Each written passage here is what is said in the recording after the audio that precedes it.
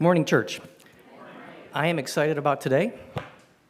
Today is about church in action. I say over and over, love is an action word, and I think we will prove that today. The Bible says, "Go to the ant, thou sluggard, consider its ways and be wise." I don't know why or what it says about me, but when the Bible talks like that, I say, Jason, you should be paying attention. I hope that it's because I want to be wise and not because I identify with the whole sluggard thing. But if you think about an ant belongs to a colony. The purpose of one ant is almost nothing. It is part of a colony. The scientists call them superorganisms. Other kind of these superorganisms, honeybees, and everyone's kind of going, oh, Jason's talking about honeybees again. Yes, I am. More on that later. Forests. This is a weird one. Forests, did you know the trees talk to each other? They can communicate chemical messaging. The bacteria and the fungi in a forest, in a healthy forest, the forest is communicating with itself. That to me is mind-boggling. But the thing of a superorganism is that every piece has its part, and alone it just doesn't function. It doesn't function. I mean, in some superorganisms, it doesn't function at all. In other superorganisms, hardly functions well. So what about society? We are tough Americans. We like to think we're individuals and we don't need anybody. I got news for you. They're saying Christmas is in danger because of the supply chains, right? You and your Christmas is dependent on some sea captain off the coast of Los Angeles Harbor and every step in between, right? The sea captain, the loading dock guys, the distribution hubs. Society is a superorganism. And it's a game I've played with my kids. We'll just pick anything at random, a food in the refrigerator, and say, okay, how did that get here? And, anything easy is still hard because the people we depend on to pick the grapes in California depend on people. The truck driver that gets them close to me depends on people. All of a sudden, that network to get the table grapes on my table is huge. We are dependent on a lot of people. So let's just consider that we are part of a super colony, okay? We are all part of this hive. Yes, he said hive again. Today we're going to hear about what's happening in different parts of our hive. All right, the first, I'd like to invite Mr. Burghart and I think Janelle up to discuss Feeding America.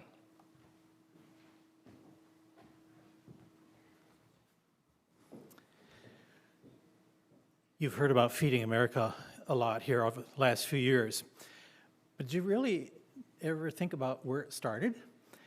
It's actually about 40 years ago, and of course, hunger has been with us forever. But about 40 years ago, a man named John Van Hingle, it sounds like he came out of Grand Rapids with a name like that, but he lived out in the Phoenix area, and one day he saw a mother with several children rummaging through garbage cans looking for something to eat. And he said, "This isn't right. This isn't America." So he started a soup kitchen, which kind of morphed into a food bank idea. And then he got the idea, well, the grocery stores throw away so much food because it's either timed, dated out or something, or for one reason or another, and a lot of it still is very suitable food to eat. And it would certainly be better than rummaging through a garbage can. So he started an organization, a food bank, which eventually became Feeding America. Now, Janelle, I want to ask you a question. I think you had the original idea for trying Feeding America at our church. Where did you get that idea? Yeah, there we go.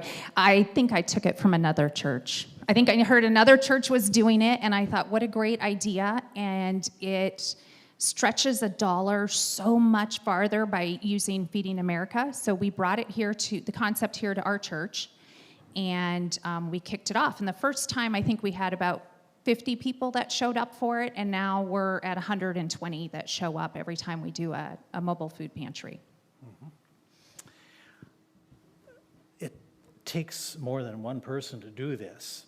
So we've contracted with the Feeding America organization here for Southwest Michigan, and it's based in Benton Harbor, the one we use. And so they take care of the manual part of collecting all the food, and we help with the distribution here at our church. It really works out quite well, and with all those people coming, you can imagine there are a number of personal stories that have been shared with us that really touch our hearts. From personal things that have happened that day that have nothing to do with food, to people who, I remember just out the back door of the church one day, I said to a lady about being able to restock your pantry, and she said to me, "Oh, I'm still okay. I have 2 cans of beans left." And I thought, oh my goodness, our pantry looks like Trader Joe's at home. And here you're thankful because you have 2 cans of beans. And it really kind of put things in perspective for me and said, that need is great. And we see it every so often. Now, there's a cost to this. Yep. And so what have we been paying, and then lead into the help we've been getting? Okay. So, put me a little on the spot with that. So I'm going to give some approximations here, and if somebody really wants to know, I could look up the details. I believe it's about $600 for us to feed 120 households, and when we give them food, it's enough food for a week at a time. So we load them up, and we'll talk a little bit more about that in a few minutes with our volunteers. And we have been doing this for quite a while, and our program here has been fantastic. Our numbers keep growing. They went up to even like 150, 175 households during the height of COVID in those early months, and it's leveled off back at 120. But because we've done so well at it and are reaching so many people, the United Way of Southwest Michigan has been so pleased with it that they are helping us to pay for that, along with giving money for us to help give each person laundry detergent. So we've gotten a grant from them for both of those, which is really a lovely thing. So we can do more of them. That's the best part of it. We can stretch the dollar to other projects or do more mobile pantries. Okay. I mentioned it takes a number of people to do this. I'd like to call up Colleen Bledsa and Lincoln Randall. Would you come up?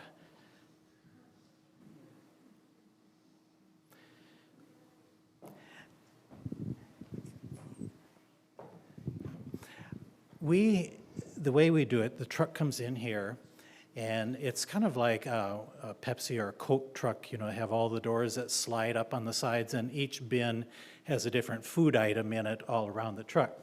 So logistically, how do we get from the truck to the people? So as a church, we purchased 10 wagons that we have some of the kids, they go around the truck. The adults are there, help load up the wagon, they take it out to the car, and there are more adults there and help put the food in the car. But some of the kids come every time and have been helping many times, and I think Janelle maybe has a question for Lincoln. I do. So Lincoln, you've come and helped a few times, right? Yeah. Yeah. Do you like coming and helping? Yes. Yeah. What's your job usually when you come and help? Driving a cart. Driving a cart. What's in the cart? Food. Like a little bit of food or a lot of food? Describe it to me. There's like lots of food, and there's like milk and bread and some desserts in it. Does it look good enough that you sometimes want to eat it yourself? Yeah, it's good looking food, isn't it? Yeah. So you get this wagon, and then what do you do with it? I get food and go around the truck and then go to a car and then a grown-up puts it into a car. Right, a grown-up loads it into the car, and then that person has food for the week. Is the wagon heavy when you pull it? Sort of. Sort of. So, Lincoln, how old are you? 7. 7. So a 7-year-old can help and do this volunteer project, right? Yes. What about somebody my age? Could somebody find a job to do there and help out? Yes. What about somebody who's like 80? Could an 80-year-old help out? Probably. Probably. Yep.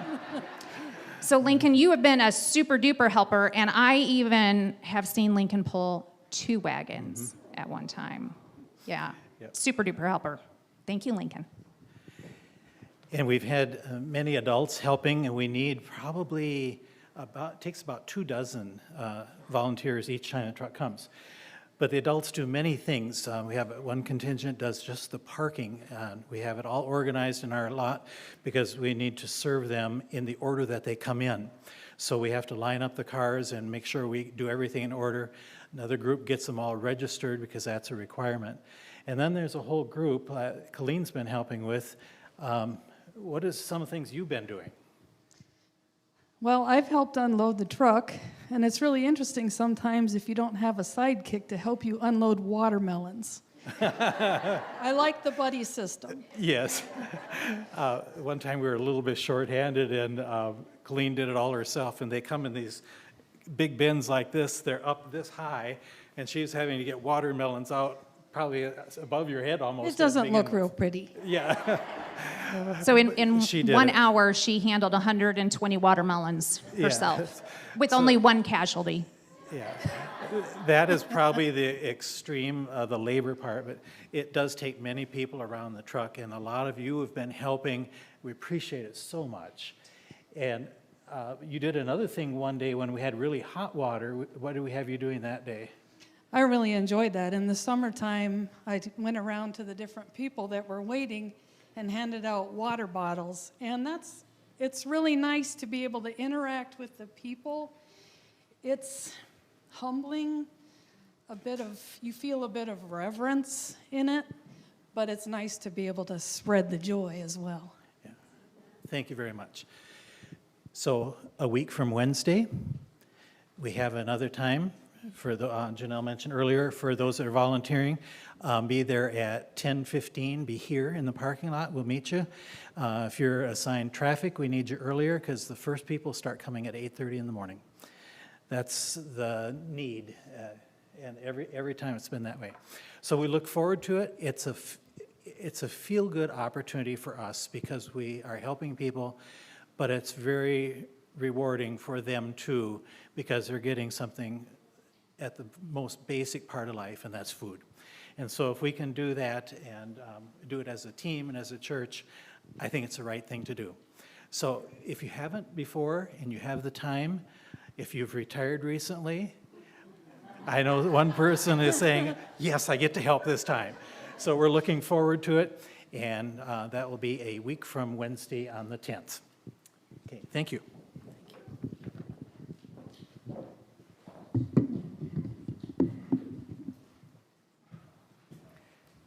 It's an exciting opportunity. Lincoln doesn't come alone. Other people help him get there. The next is Eleanor's Pantry, and another local organization. Sue Miller and Mr. Steffen are going to tell us more about that.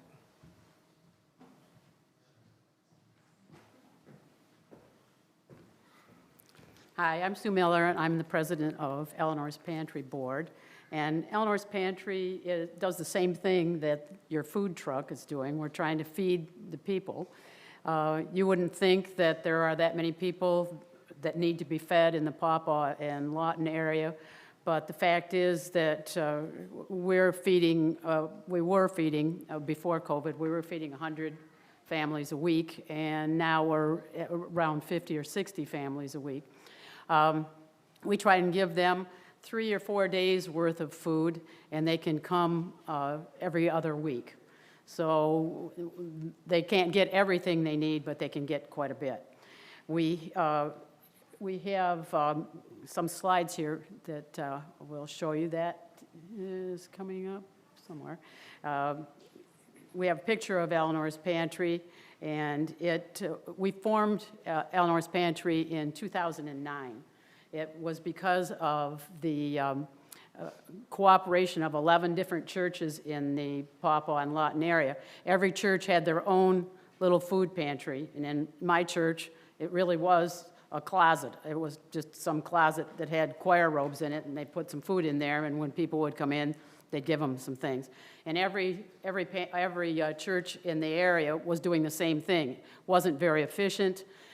People didn't necessarily get things that they could use. They just got whatever happened to be there. And so the churches formed together, and someone loaned us the pantry that was in the picture there. And we get that free of rent. We don't have to pay anything for it, and that is a blessing right there. That saves us, so much. Then we have, there's a garage on that pantry also, and they've allowed us to use that, and we can use that for a lot of storage. And right now, during COVID, we aren't allowing the clients to come in the pantry, and instead, they pull up to the garage door, and we bring out pre-packed boxes for them. It looks like we're giving away champagne, but that's not really champagne. That's really sparkling juice that we get from Coke or different places. St. Julian, they give us things, and we can pass those out to our clients as well. Most of our food comes from Feeding America, just like they were talking to you about with the food truck. And on this poster up here, you probably can't read it, but it says $100 buys, or $1 buys 6 to 7 pounds of food. So where people like to donate food. They like to go buy a can of soup and bring it in. They feel like they're doing something. However, if you give us $1 that you paid for that can of soup, we can usually get them for 12 cents a can.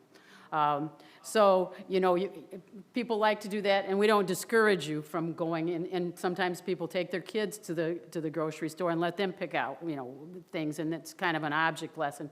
However, the money goes a lot farther. We can do a lot more with it than you can, actually, So through Feeding America, we buy very little from the retail store. Sometimes we have to because we can't get what we need, but most of everything that we get comes from Feeding America also. Also in the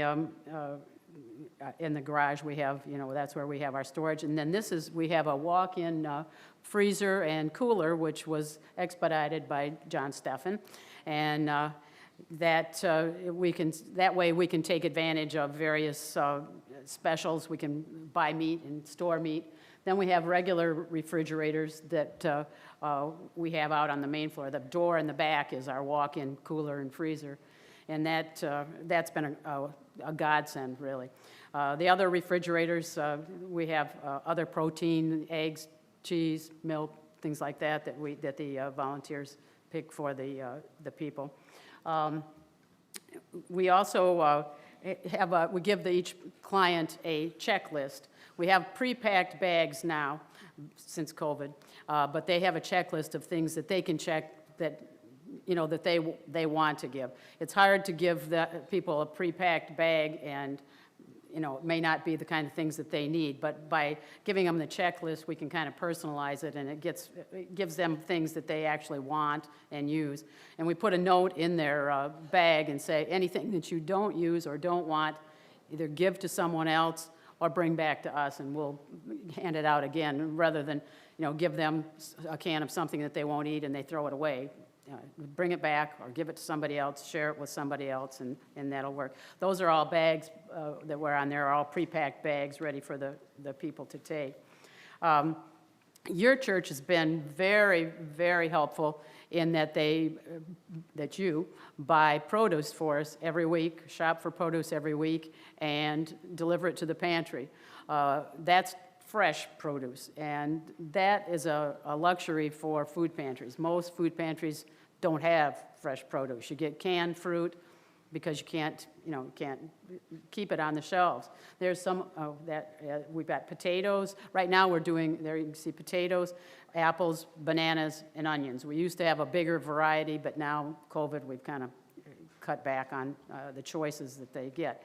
And so all of the potatoes and things like that show up on Sunday or Monday, and then we have it for the following week. And that's an amazing service that you're providing.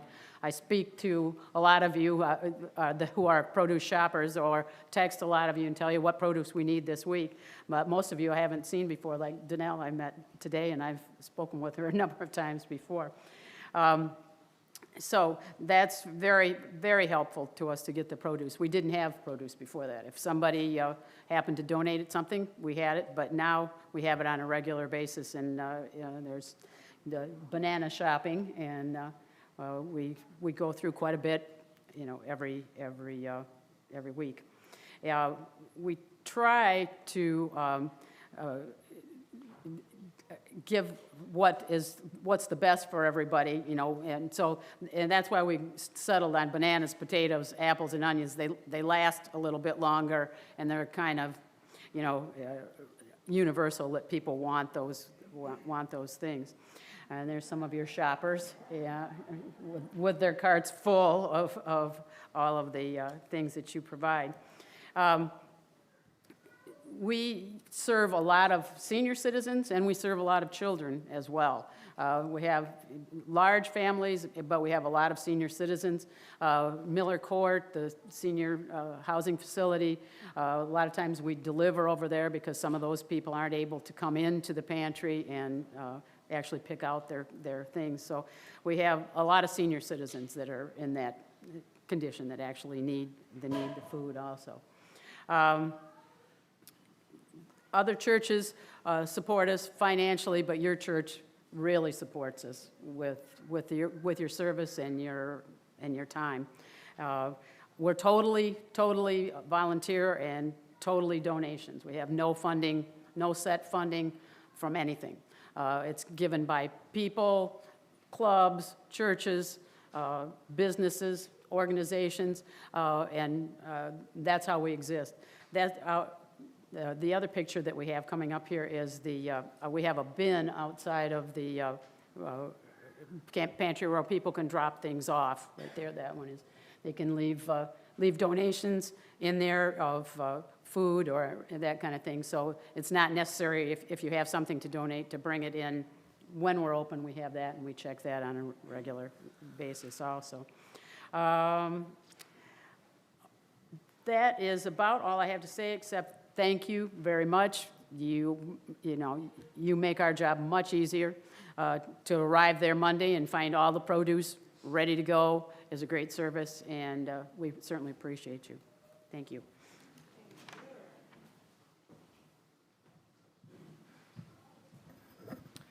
Thank you for your service and for giving us an opportunity to serve our community. Superorganism. I know the most about honeybees, and yes, here it comes. I caught a swarm this year. Do you know much about swarms? So if a hive makes it through the winter, which I know from experience is hard to do, the queen says, hey, we've got a good thing going, and she puts out a pheromone, and the bees get the message, and that's almost, she's done with the job at that point. Scout bees go out and look for a suitable second home. Those scout bees come back and they do the waggle dance, that they do when they find flowers and stuff. They do that. The other scout bees vote. They go, hey, that guy seems excited about what he found. I'm going to go check out what he's seen. They go back out, check out less sites, come back, do the waggle dance, and they kind of, gather around the most excited bees until they find one location that they want to go. Then those handful of bees let the rest of the hive know. The queen, along with, I can't remember the fraction, but a group of those of the original colony, comes out of the hive, and you've seen some people have sent me pictures like, Jason, what's going on? That's the swarm. Comes out of the hive, lands on a tree if you're lucky, something closer to home if you're not. And then those handful of scout bees lead that group, including the queen, to the hive. There's a whole book on it. It's called Honeybee Democracy. So we think about the queen being in charge. No, every bee has its job. Bees, each individual bee works for the health of the colony, not for themselves. Summer bees literally work themselves to death for the strength of the winter bees. Summer bees live about 6 weeks. Winter bees can last 6 months. They actually look different than the summer bees because their jobs are different. Super colony. I'm driving it home. Next, we have Bethany Christian Services. Mrs. Steffen's going to...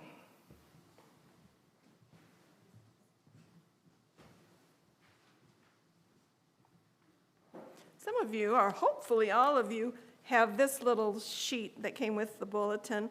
I put this together with the help of my marvelous granddaughters and left a space so that you can jot down some of Jason's wisdom comments, as well as maybe a spot that you hear about that you'd like to help with. So this is your worksheet.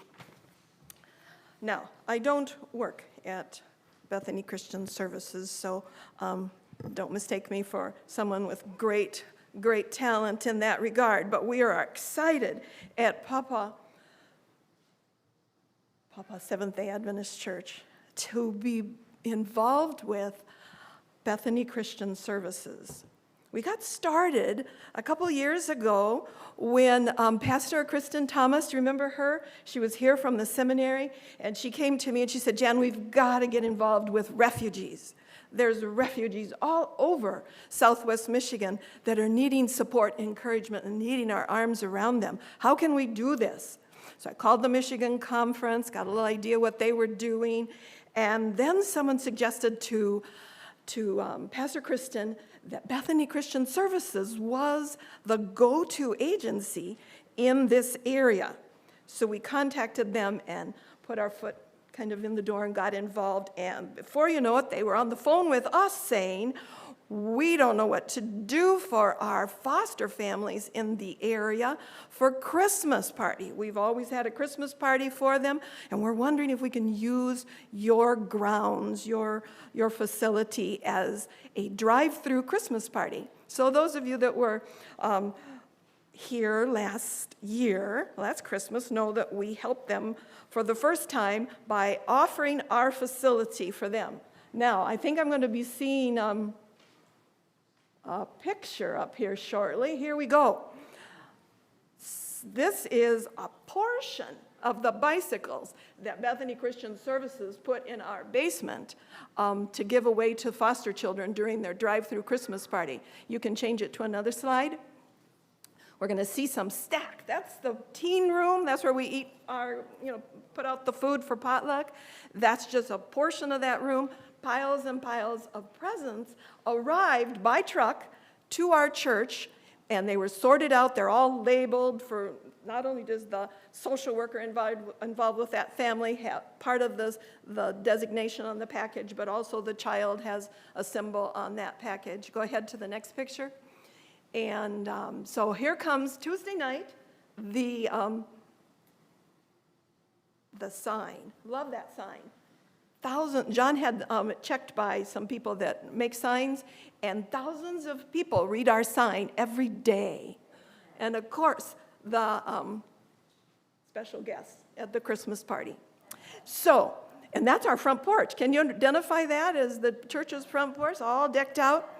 So Pastor Taylor was here, of course, and he did a little live broadcast on Facebook, some tricky way he did it. We're going to see that video right now. And he goes from spot to spot, station to station that night. All right, Pastor Taylor's video. Good evening, everybody. I am so glad to be here. I know it's a little bit darker out, but our event started at about 5 o'clock. I'm standing here in the front lawn of Paw Paw Seventh-day Adventist Church as we are doing Operation Good Cheer, partnered with Bethany Christian Services. Bethany is a fantastic organization that right now is helping foster families get ready for Christmas time. And so I'm going to go ahead and flip my camera around here so you can kind of get an idea of what's going on. Oh, I got to do a flip effect here. There we go. So what we have going on here this evening is various families are swinging by. They go through these stations around our church and they pick up various gifts and goodwill to help out. You can see that we have quite the lineup of cars here this evening of people getting just a little bit of extra help for the holiday season. We know that 2020 has been hard for many families, but we are grateful for those who have been able to go above and beyond to help out those in need, especially with being able to take on foster families. Paw Paw Church itself is thankful to be able to provide the facility and hardworking parking crew, but at this point, the majority of the work and this whole program has been put together by the hardworking team at Bethany Christian Services. Here's one of our hardworking parking people. John's waving hi. All right, so we come here, they check in and get registered and all set up. And so they're all set, and then they come over here, and we've got all sorts of goodies. We've got blankets. I helped carry up piles and piles of those wonderful, soft, warm fleece blankets. As we come over here, they get past their blanket station. They come over here, and they've got boxes and boxes of free books, because books are a fantastic thing to get to kids, help them to grow a little bit. Here's some of the hardworking Bethany services. Wave hi, we're on live here. So thank you for your hard work. We've got that team. And then as you head further up here, you'll see what the traffic jam is in just a second. Everybody wants to stop and say hi to a certain VIP that's up here. But as we continue on, we've got some arts and crafts and some more hardworking people. And isn't that dog just the cutest little thing ever? Thank you for your work. Come on up here. And yes, we are at a center.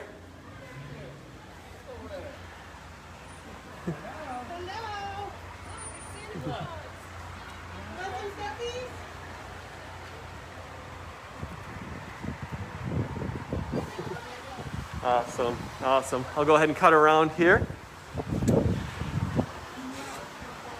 And down here is a treat station, because what's Christmas without a little special treats? And we've got another station for gifts and goodies. And then they turn around the corner here and they head down for Operation Goodwill. And here's where they pick up. But what's amazing is, and what you're going to see, this is but a small portion of what's left. There were basically to the ceiling coming in here. I'll show you in a second. In here is where we've been storing and staging all of the gifts for these families. It's a great operation that's been going on here. So you see bikes are a popular gift, of course. And then as you come around here, we see that many of the rooms are just stuffed to the ceiling, and you just kind of navigate paths as we find these families who have been put together and designated for just these wonderful blessings for Christmas time. So I'm going to just kind of keep moving here. All right. And as you can see, just room after room of Christmas cheer. So wanted to take just a moment, or actually a few moments at this point, but wanted to let you see what's going on at our church this evening. Once again, we're thankful for the opportunity to partner with Bethany Christian Services and to help out with our community. I hope that you have a good evening and that you are blessed this holiday season. If there's anything that you need this Christmas time, please let us know how we can minister to you, or if there's something that Bethany can do. Let me get out of her way here before she runs me over. If there's anything we can do, just let us know, and we hope that you were blessed. And have a good night. Take care. So I can feel your energy already. You want to be part of this, right? What can I do? Is that what you're saying? What can I do? Yes, well, number one, we got to get this place decorated. Now, you saw that in Jan's newsletter last night, if you happen to look at that. Jan's newsletter came out last night, and one of the things she suggests is we get together and get our church decorated. Last year, no one was coming to church here, so it was a little harder, but there was a small crew that did some of that decorating you saw, as well as inside. We made sure the windows had bright colors, but let's not only get the inside of the church ready, but do everything we can to make the outside sparkle for those families that are coming. You noticed how many gifts there were in the pictures. Not all the foster children are able to get here. Not all the foster families are able to get here for the drive-through. But since this is their second drive-through, they're hoping that more will come that night, because last year was kind of a first thing, and it was in the height of COVID, in December. And so they continue throughout the week, finishing up after the Tuesday distribution, after the Tuesday party, handing out more gifts. Okay, so what can you do? Oh, here we go.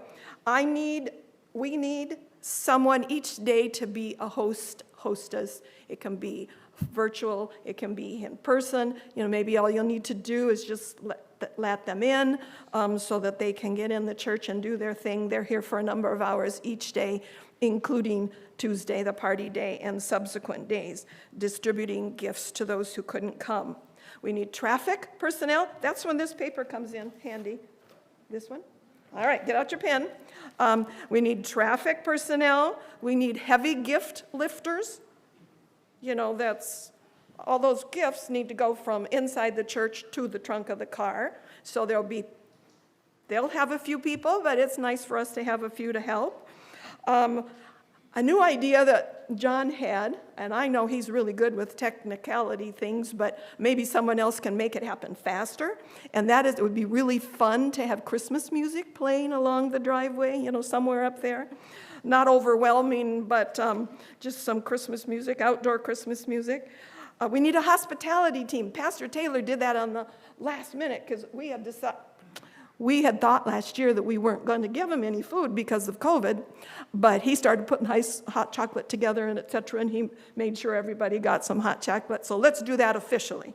Let's have somebody be the treats team, giving the people that are lined up, giving gifts along the edge, and those downstairs giving out gifts. This wouldn't necessarily be for people in the cars. Now, I am so excited. We have the Pathfinder Club beginning to organize to be one of those stations along the driveway there to give out a gift. So you can be a funder for that. Contact them, see what they need. Maybe you can help with shopping, see what you can do to help the Pathfinders make that happen. I know that United Christian Services, Allison, is also in touch, and I think that's cool to get that driveway a little more crowded with stations for the families as they drive by. Let me see, what else did I need? Oh, yes. After they clear out of the church Friday by noon, we need somebody to clean it up, vacuum it up, do a little getting the Sabbath school rooms ready, etc. So, Bethany Christian Services, that's the little piece of their ministry puzzle that we are helping to fulfill right now.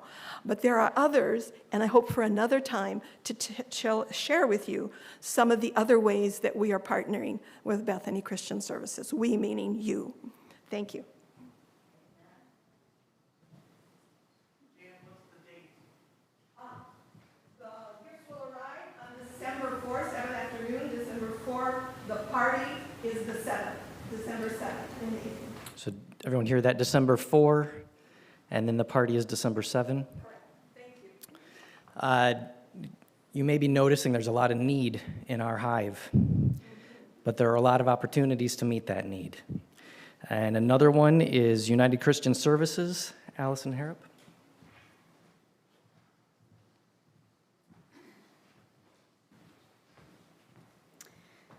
Good morning. Thank you so much for having me to come and tell you about United Christian Services.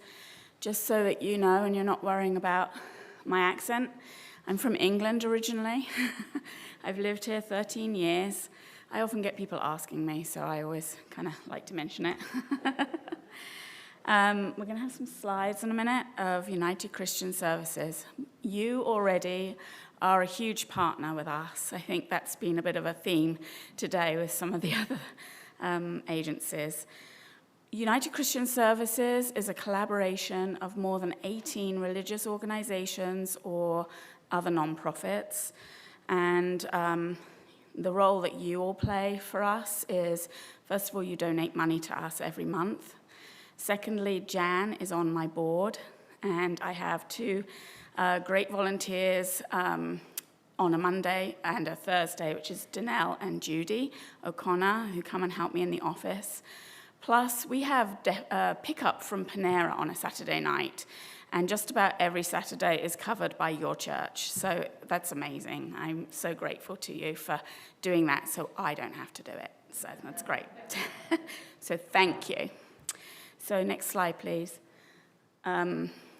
These are our programs. You've probably heard of United Christian Services, and I'm just going to very briefly say that the main reason we exist is because Eleanor Miller, for about 30 years, helped people in the community by paying bills that they couldn't pay. They had emergency situations, and so you know all about Eleanor Miller.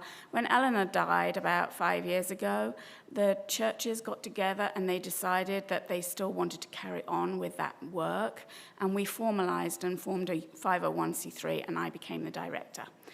So emergency assistance is our main reason for existing. We also have a food porch, which is supplemental to other food places to get food from. So we are not a pantry. We actually describe ourselves as a gleaning pantry. We just get donations from people and we give away whatever we have. And whatever we get that week is what we give away. So it's not formal, like a proper pantry as in Eleanor's, but we do work together quite often. Lydia's clothing closet, I'm going to tell you a bit more about that in a minute.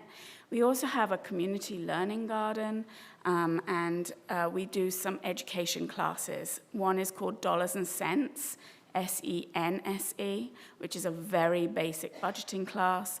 And then we also have a learning kitchen, teaching people how to cook very, very basic cooking, kitchen skills and health and hygiene in the kitchen. So next slide, please. I'm going to talk about Lydia's Closet first. Lydia's Closet gives away free clothing, but we are so much more than that. You might see a familiar face there. That is actually Cheryl, our closet manager, receiving a donation of clean, brand new underwear and socks for children from your church. Yeah, it was great. Lydia's Closet is so named after the story in Acts 16 of Lydia. She was basically the fashion designer of the day back then. And it says in the Bible that she was a God-fearing woman. She listened intently, and God gave her a trusting heart. So it is a fact that when people come, in order to gain trust of people, you have to have about a dozen touch points before they will start to open up to you. We actually had that situation with a homeless gentleman called Joe, and he came to see us many, many times to get clothing, new shoes, a blanket, before he actually opened up about his story. And we were able to later help him find some housing, which was great. So, like I said, it is so much more than giving away clothes. So, we like to give away good quality, fashionable, clean and gently used items, plus some new things. We don't like toys, and we have some housewares. Now, I know what you're thinking. You're thinking, I have some things that I can give for that, right? Hold on. We have a real small space, and so we like people to think about calling us before they will donate items to us. And sometimes we have things that, we definitely need. At the moment, we definitely need coats, boots, snow pants of any age and size. That is what we're collecting. We're not collecting anything else. So if you know that you have some things like that, please come and bring them to the clothing closet, which is situated at Freshwater Church. Like I said, so much more. We actually help with other agencies giving away clothes to people in need. So for instance, during COVID, we joined up with an organization called Offender Success. They were releasing prisoners from the prisons and the jails, and these people were coming out of prison with no clothes except what they were wearing in prison or in jail. And so Offender Success asked us if we had clothing for them, because usually they used to get them from Goodwill, but all the Goodwills were closed during the pandemic, for very obvious reasons. So we actually helped find clothing for those newly released, people. We did more than that, though. We gave them personal care items, and we would write them a personal note, and we would specialize in, exactly what they wanted. They'd write us a list, and we would find it for them. We help people who have been victims of house fires finding blankets and replacing some of the things that were lost in their fire. We also help with Head Start, providing diapers and wipes and things like that for families that are in need. So many, many more things that we do. Let's move on to the next slide, and you can see that we have a great big giveaway. So twice a year we do great big giveaways, helping families in Van Buren who need clothing. So in August this year, we did a back-to-school great big giveaway, and we served 177 families with clothing. So the thing is, it might just be like free clothing to us, but because of that, some families who are on very low income or the working poor, they are able to then purchase, other items that their school children might need, or they might be able to pay a utility bill, or, just spread their money further. So last year, I'm kind of a bit all over the place, but last year with Operation Warm Up, next slide please, sorry, we gave away 526 coats to people in need.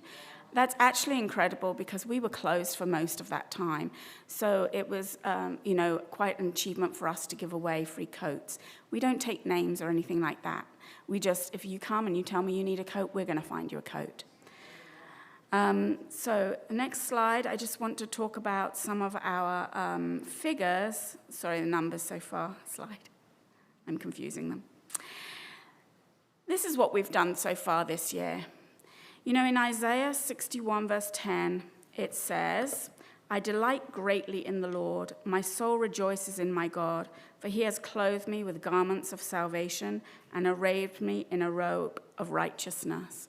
And I often say to the staff in the clothing closet how we are clothing people on this earth, but ultimately we want them to be clothed in robes of righteousness. And so that is our prayer for everyone who comes through our door, that they will find Jesus. I wanted to tell you a story about Sandra. Next slide, please. Sandra is an example of how our closet fits in with our other services at United Christian Services. We've known her for a few years, but just a couple of years, she broke her leg. And she's an elderly lady on a fixed income, and she ended up having to go to rehab to learn how to walk again because her leg was so badly broken. That meant that she had to leave her apartment that she had been living in independently. And after she had finished in rehab, she went to live with her daughter and her daughter's 5 children. It was pretty noisy in that house, and after Sandra started to feel a bit better, she decided that she wanted to be independent again, and so she found an apartment. Because she's on a fixed income, she didn't really have enough money to pay for the deposit and the first month's rent, and so she came to see us, and we were really happy to help her to become independent again and living in an apartment in Paw Paw, because sustainability is really what United Christian Services is all about. We helped her to pay for that deposit, and then she already had furniture in storage, but she didn't have some, she needed some bed sheets and some towels and some cleaning items and things that we all take for granted but costs money. And when you're on a fixed income, it's really, really hard to make that dollar stretch. So we provided bed linens, towels, cleaning supplies, and then also some personal care items for herself. She did have food stamps, but food stamps, as you might know, don't cover things like shampoo and deodorant and toothpaste. So we were able to help her with things like that. Now, from time to time, she still comes back to us and asks us for toilet paper or for toothpaste and other things that I've already mentioned, and we're happy to help her. Her electric bill is $32 a month, and because we help her with those items, she can pay her electric bill and be independent. She's brought friends to us to ask us to help them too, because her friends are also in a similar situation. And, at Christmas, she came to the closet, and we were able to help her find some really nice coats and outfits for her grandchildren so that she could give them gifts at Christmas. So, Lydia's closet is so much more than just giving away free clothes. It's about giving dignity to people and helping them to, just find a way to manage in the world independently. Next slide, please. So here's the big ask. I really need volunteers. We're finding it difficult to keep some of our volunteers. We could do with more volunteers so that everyone doesn't have to work every week. We, like the food pantry, are completely run by volunteers. I'm a volunteer myself. So any donations we get monetary-wise goes straight to the need, but we also need lots and lots of people to help make it happen. And so that's what I'm asking. If you have free time on a Monday or a Thursday, like once a month, twice a month, however many times you would like to, come and join a great team. You'll have so much fun with us. Thanks.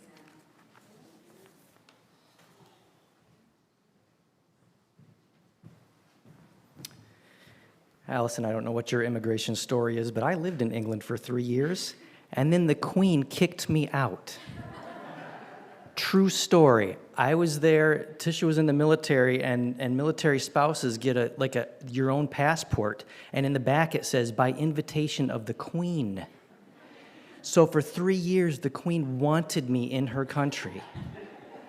Feels pretty good until Tisha goes home, and then they rescind that invitation, and the Queen no longer wants you in her country. Hurts my feelings a little. I hope you chose to leave.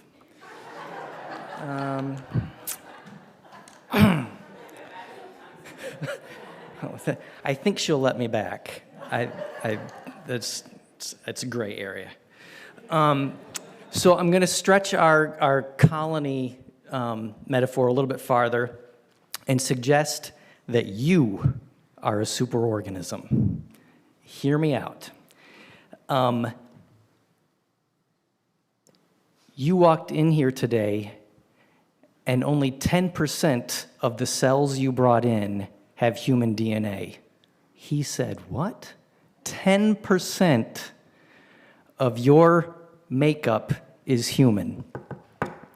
The rest is bacteria, fungi. That outnumbers you 9-1. And you say, this doesn't make me a superorganism, that doesn't count. Listen to this. The bacteria in your gut outweighs your brain. You eat, it metabolizes the food you eat into hormones that go throughout your body and sends messages throughout your whole body. Endocrinologists consider the bacteria in your gut part of your endocrine system. You're a superorganism. The bacteria in your gut, through a branch of the vagus nerve, has direct communication to your brain, and your brain can talk back. It can talk to your brain, and it's not human. You're a superorganism. The bacteria in your gut, with talking to your brain, one of the things we do know that they're talking about is the food choices you make. The food you decide to eat is partly based on the bacteria in your gut. You're a superorganism. And if we can't agree on that, then at least maybe we can agree you are a superorganism. And I'll say you're a superorganism. So, superorganisms, there's another opportunity in Crop Walk, and Dan Bledsa and Janelle are going to tell us more.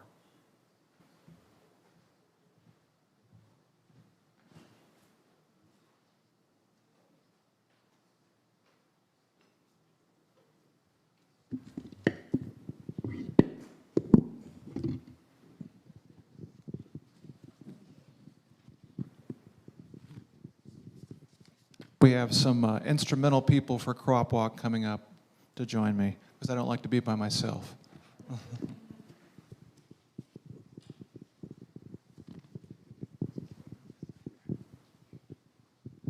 Well, the first year I was involved in Crop Walk was last year, and that's when COVID hit. So unfortunately, it was canceled that year. But we still, as a church, came together and raised money and contributed food for Crop Walk. We've been involved with Crop Walk since the, I think John said the late 70s. So our church has been instrumental in helping the local Crop Walk organization. Crop Walk is a global organization that provides food and clean water for people around the globe. And when our church raises money, like they did this year, 25% of that goes to Van Buren County to help those needy here, and it goes to charities like Eleanor's Pantry. Oh, and here's a photo. If you see that there's our group this year in the end of April, the top image there, and then the image in the lower left corner is that wonderful group that turned out this year. And thank God we were able to have the event this year, even though we're still under COVID, but the Lord provided a way. And in the lower right corner, you can see some of the memories of previous Crop Walks. And there's a person there that John's going to talk about that was instrumental to Crop Walk over the years. I don't mean to brag, but our church did a wonderful job this year. We raised close to over $2,700 for Crop Walk, and the young people were instrumental in doing that. And John's going to tell us more about that in a second. But Crop Walk in Van Buren County raised, all the churches involved raised about $15,000. So it's really making a difference. And if you look at this shirt that John Steffen gave me as a prop, it's God's churches that are making the big difference. Crop Walk is a Christian organization, and look at these churches in Pawpaw that have contributed over the years to make Crop Walk what it is. It's a pandemic, but help is on the way. God provides his people to help when there's a crisis. Crop Walk started 75 years ago, and it was probably a response to World War II, which was another global crisis. There was people that needed homes, that needed food, that needed drinking water, and they came up with a great idea. Let's start Crop Walk. Let's have a walking event every year and raise money and food to help the needy people. And during COVID, there's a lot of needy people, as we've already heard. And since I'm not an expert, I've only been involved with it for 2 years, I brought some experts up here to help me. And one of the experts is Donnell, and she's on the board at Crop Walk. So Donnell, please tell us more about Crop Walk and your involvement. I have been involved for about 11 years, and it's kind of funny. I became involved by accident. John Steffen called me one afternoon. He said, "Can you go to the recruiters meeting for me? We're going to be gone." And I was like, "Yeah, I don't even know what Crop Walk is." So, but I went, and from then on, and then the next year, somehow, and this is serious, my name was put on the nominee list as the Crop Walk leader. Nobody asked me. Typical. So I just, did it. And because I am special and I don't work, the Crop Walk board is always looking for members. And they asked me to be on the Crop Walk board. So I've been on the Crop Walk board for probably 10 years. They're always looking for new people. Amen. So if you're interested, it has very minimal commitment, which is so good. About 2 or 3 hour-long meetings in the spring, and that's it. Except for I am the volunteer coordinator, hence I can't walk the walk, but I can help. So I organize all the volunteers in the morning of the walk. Some of you have come see me at a table. If you come and volunteer, there's several things you can do. You can be on the route and help direct people, and if you do that, you get a really cool, like, bright apron thing to wear. Or you can be at a water station.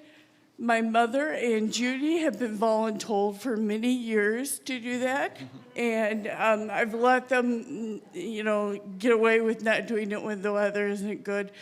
But they do a water station, and it's not real hard. You have to pour some water when the walkers come by and sit and watch traffic. So that's kind of my involvement so far with that. Do you have a favorite memory about Crop Walk? Well, I think John's going to talk about Eleanor Dunlap, who is in her 90s and still walks in the walk every year. She doesn't walk the whole Amen. walk, but she does walk, and there was a picture of her up on the slides. There was one year that the only volunteers, and they need about at least 10 volunteers to really function. The only volunteers were my mother and Judy, who were voluntold. So that year, I had to go, and I get around really well, so I don't see the problem. But I had to register, or there were no volunteers to register. I had to run one of the water stations, and then when everybody passed that, I had to take everything, put it in my car, and go and sit at a place on the route, because that year the bridge washed out, and they had to change the route. So then I sat there and made sure people didn't make a wrong turn. So volunteers are really important, and you don't have to walk, so anybody can do it. and usually there's police, so that you really are good company for them. So. Well, thank you, Donnell, and thank you for your involvement with Crop Walk for the last 8 years. We've also got John Boothby here, who's been involved with Crop Walk from the beginning, right, John? And you brought a couple people with you. Who'd you bring with you to talk about I Crop brought my granddaughter Hannah and my daughter-in-law Janelle.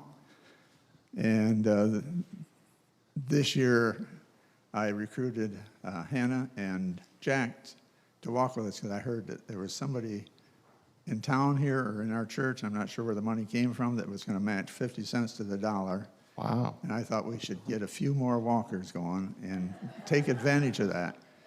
So my donors that sponsor me every year, I ask them not to sponsor me this year and pass it off to Jack and Hannah. And so we can get that extra 50 cents. Then Jack and Hannah invited friends from school because they didn't want to walk with the old man. Thought he might be too slow. Well, of course, then after they invited their friends, the mothers got concerned maybe the children needed some supervision, so they invited the mothers, and so we ended up with a team that way. And they were from the public school system in Kalamazoo, so we brought Kalamazoo people out here to help Pawpaw in Crop Walk. And they brought sponsors from Kalamazoo area, I believe, too, and that they donated to, that our church got credit for, which was nice. Now, we talked about Eleanor Dunlap. She was the lady in the right-hand picture that was up here earlier. Eleanor and I worked together for years. After a few years at Lakeview, she became my supervisor. She was supervisor of surgery. And that's where I become familiar with Crop Walk. She would come to me as I was leaving work and say, "John, I'm walking, and you're sponsoring me." And she would tell me, "Dr. Lee sponsored this much. How much are you going to do?" And so it's not a competition. I didn't even know what Crop Walk was in those days. This was 1970s, mid-70s. And for the first 10 years, I did not walk, or wasn't involved, only to make donations to it at Eleanor's request each year. And she made sure that we increased it each year, too, because cost of living raised. And so Eleanor is still walking today, and through her I become familiar with crop walk, and then I'm not sure when it took place, but I think it was probably in Frank Haynes' area when he was pastor of the church here. He got us involved in crop walk as a church and as a group. And I don't remember if it involved crop walk or not, but there was some competition going between us and one of the other churches in town. I'm not sure which church it was. And there was bets on that Frank would roll that pastor down the street in a wheelbarrow if he lost this or that. And I don't remember the details, or he would be wheeled. And I don't remember who got wheeled, but I remember it took place. And I believe you heard him talk about Eleanor Miller, and to my recollection, I think she started crop walk in Paw Paw, but I'm not positive. I don't know if anybody knows that. She did? Okay, she did. And I consider her basically a saint. She started so many things for helping people in Paw Paw. Her name is right up there.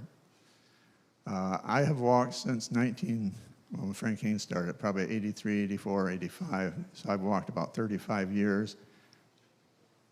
In the years that I didn't walk, I get recruited to be a corner guard or a water station person.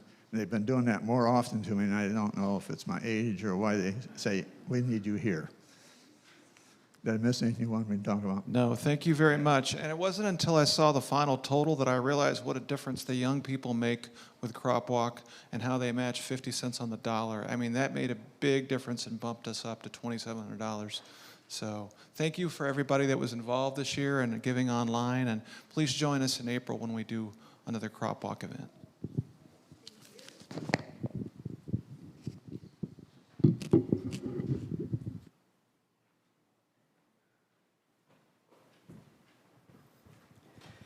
I walked that with Hannah's dad when it was 10 miles, and that's why he and I both grew up to be such tough guys. The last one is Christmas for Kids. Janelle and Mrs. Stephan.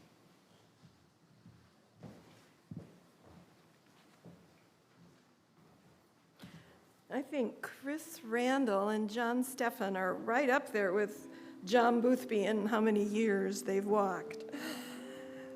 Starting back when it was a long distance, right, Chris? When you first did it? It wasn't just the short. All right, moving on. Time is, whoa. I tried to keep this short. I apologize. Okay, Adopt a Family for Christmas. What an exciting project. As long as I can remember, it's been a tradition here at Pawpaw to help some family or other that was having a tough time at Christmas time. Gifts, food, that type of thing. We've done it various ways. But recently, we've gotten involved with the Michigan Department of Health and Human Services, Van Buren County, and their Christmas for Kids program. I was shocked to find out the other day from Nikki, the person who is the coordinator of that program, that she sent out this year invitations for 2,000 children in Van Buren County for their guardians, parents, others to sign up for them.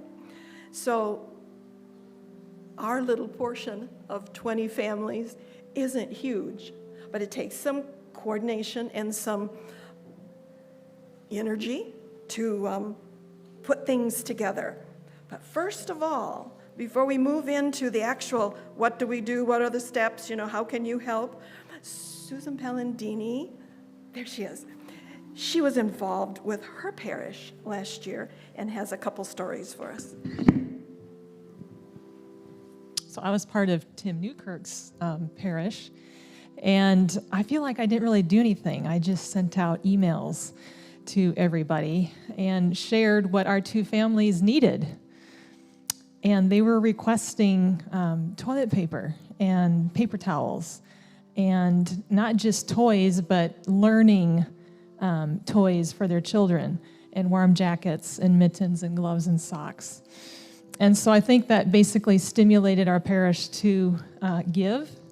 We had someone that organized an account to collect our money, and we were able to give each family $500 worth of gifts. And so by the time we came on Sabbath to deliver, I wasn't sure who would show up, but I think virtually everybody did. With their vehicles, we had more vehicles than what we needed to deliver to these families. And we were able to sing to them and pray with them, and we just had a fun time sharing.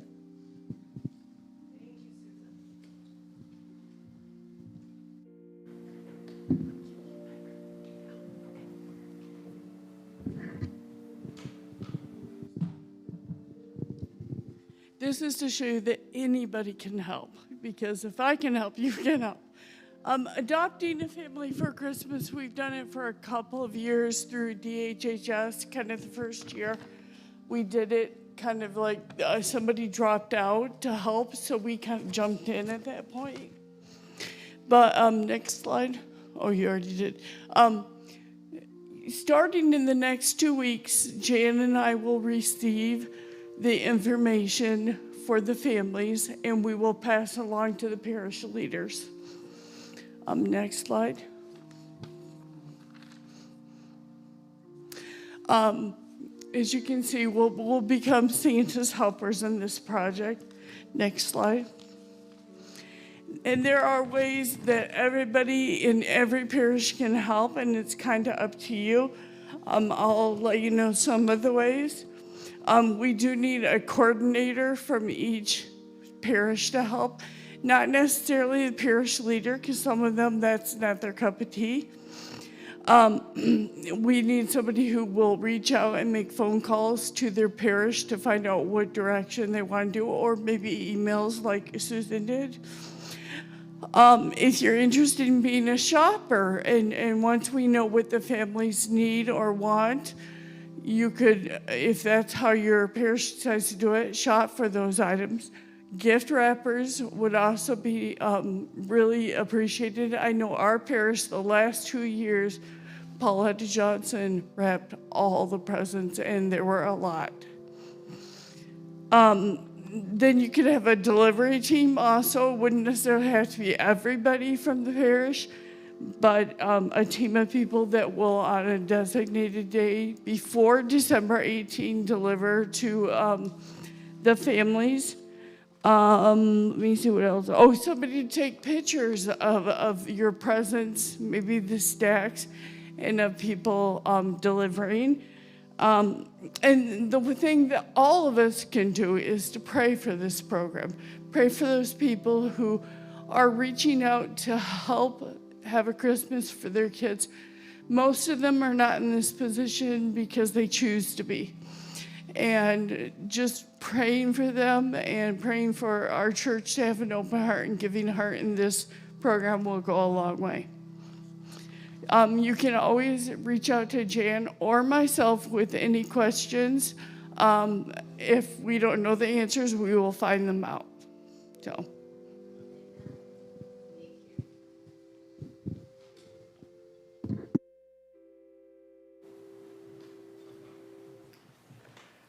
So we've seen a lot of need today. Our colony isn't as healthy as it could be. And it may be tough to see the need, but listen to me. Even the needy are needed. And the church says amen. Even the needy are needed. Many times I hear, oh, Jesus needs to come soon. And I don't disagree. But if that's your strategy, then that passes any responsibility off on something that we have no control over. I also hear, why doesn't God just do something? The Quakers have a saying. It's all God has is you. All God has is you. Will you stand with me for the benediction?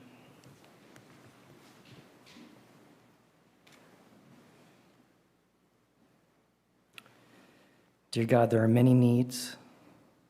There are many opportunities. In the Bible, you said, "Who will I send? Who will go for me? Here I am. Send me." Amen.